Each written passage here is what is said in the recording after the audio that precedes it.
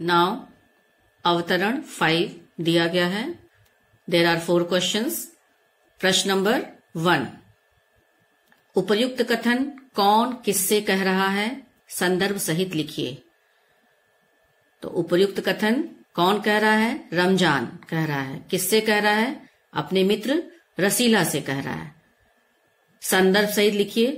तो आप लोगों ने पढ़ा है कि एक दिन रसीला अपने मालिक को किसी से पैसे लेने की बात करते सुनता है।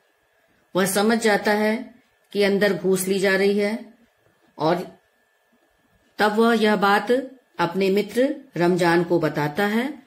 उसकी बात सुनकर रमजान ने यह कथन कहा। क्लियर हो गया होगा। प्रश्न नंबर 2, वक्ता का संकेत किस ओर है? तो वक्ता अर्थात रमजान। रमजान किसकी तरफ संकेत करते हुए यह कथन कह रहा है?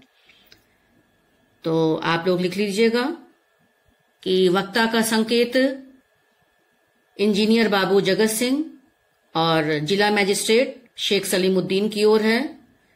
वे दोनों घूसखोर थे। वे किसी भी काम को करने के लिए पैसे लेते थे और यह भी रमजान ने कहा था कि एक गुरु है घूस लेने में तो दूसरा महागुरु है।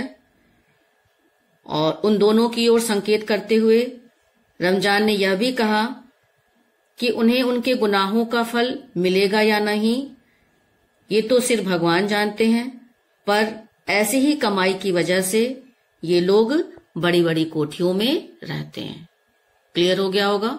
नाउ प्रश्न नंबर 3, ऐसी ही कमाई से वक्ता का क्या आशय है? तो पहले ऐसी ही कमाई का अर्थ स्पष्ट करोगे। जब ऐसे प्रश्न आते हैं तो पहले उसका अर्थ स्पष्ट किया जाता है। तो शब्द है ऐसी ही कमाई से। तो ऐसी ही कमाई अर्थात रिश्वत से कमाया गया धन, घूसखोरी करके कमाया हुआ धन। ठीक है। तो इससे वक्ता का क्या आशय है? तो इसमें भी आप लिख लीजिएगा, पॉइंट्स देख लीजिएगा अपने लेसन में से कि वक्ता रमजान के मालिक शेख साहब और उनके पड़ोसी इंजीनियर जगत सिंह दोनों को बताता है कि दोनों बहुत बड़े घूसखोर हैं। वे कोई भी काम बिना घूस लिए नहीं करते थे। इस वजह से वे दोनों बहुत अमीर हो गए थे और बड़ी बड़ी कोठियों में रहते थे। और एक वे दोनों रसीला और रमजान हैं कि इतना परिश्रम करने के बाद भी उनके हाथ में कुछ भी नहीं आता। ठीक है। प्रश्न नंबर 4, वक्ता का उपर्युक्त कथन सुनकर श्रोता के मन में कौन सा विचार आया?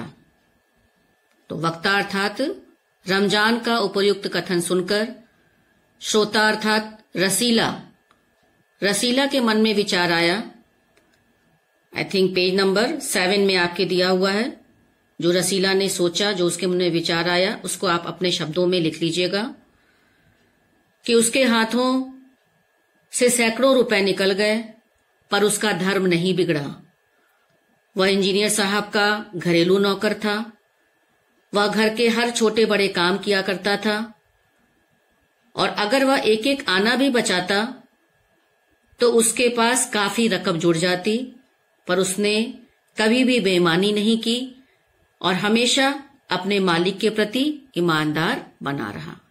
आई थिंक समझ में आ गया होगा।